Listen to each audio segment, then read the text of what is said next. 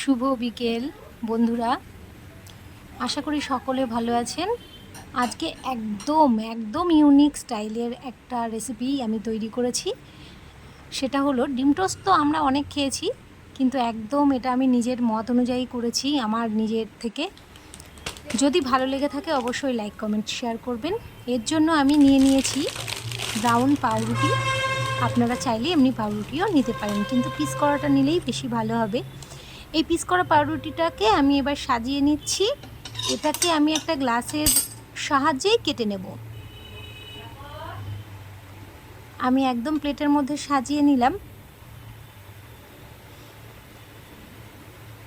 এবার আমি একটা স্টিলের গ্লাসের সাহায্যে আমি মাঝখানটা কেটে নিচ্ছি। ঠিক এইভাবে কেটে আমি ওপরের অংশটা তুলে নিয়েছি।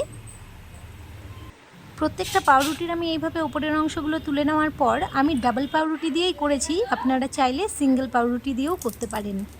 তো এর জন্য আমি দুটো মিডিয়াম সাইজের পেঁয়াজ আর একটু স্পাইসি হবার জন্য কিছু কাঁচা লঙ্কা কুচিয়ে নিয়েছি। আর এদিকে গ্যাসের ফ্লেমটা একটু হাইয়ে দিয়ে আমি একটা প্যান কড়াই বসিয়ে নিয়ে সেটাতে সাদা তেল দিয়ে একটু গরম করে নিয়ে পাউরুটি দুটো দিয়ে দিয়েছি, এবং পাউরুটির মাঝে যে ফাঁকটা রেখেছিলাম সেটার মধ্যে একটা ডিম শুধু ফাটিয়ে দিয়ে দিয়েছি, যাতে কুসুমটা না গলে। একদম যেরকম পোচ করি আমরা, ঠিক সেরকম কুসুমটা গলবে না, কুসুমটা একদম গোটা থাকবে, সেইভাবে আমরা দিয়ে দিয়েছি। আর এর মধ্যে দিয়ে দেব একটু স্বাদ অনুযায়ী লবণ আর কিছু পেঁয়াজ কুচি আর লঙ্কা কুচি।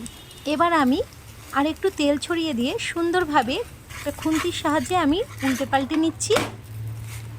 দেখুন কত সুন্দর মাঝখান থেকে এই ডিমের কুসুমটা কিন্তু ছড়াবে না, ঠিক এরকমই থাকবে। এটা রেডি একদম। এবার আমি এর ওপরে একটু ছড়িয়ে দিচ্ছি টেস্ট হবার জন্য মিক্সড চাউ মশলা। আপনারা চাইলে নাও দিতে পারেন, এটা অপশনাল। এবার গরম গরম পরিবেশন করুন। বাচ্চাদের টিফিন থেকে শুরু করে বড়দের মুখরোচক খাবার এবং বিকেলবেলা স্ন্যাক্স হিসেবেও আপনারা খেতে পারেন। এইভাবে কেটেও আপনারা একটা পাউরুটিকে কেটেও নিতে পারেন এবং ওপর থেকে একটু সস দিয়ে গরম গরম পরিবেশন করবেন। কেমন লাগলো ভিডিওটি? ভালো লাগলে কমেন্ট করে জানাবেন।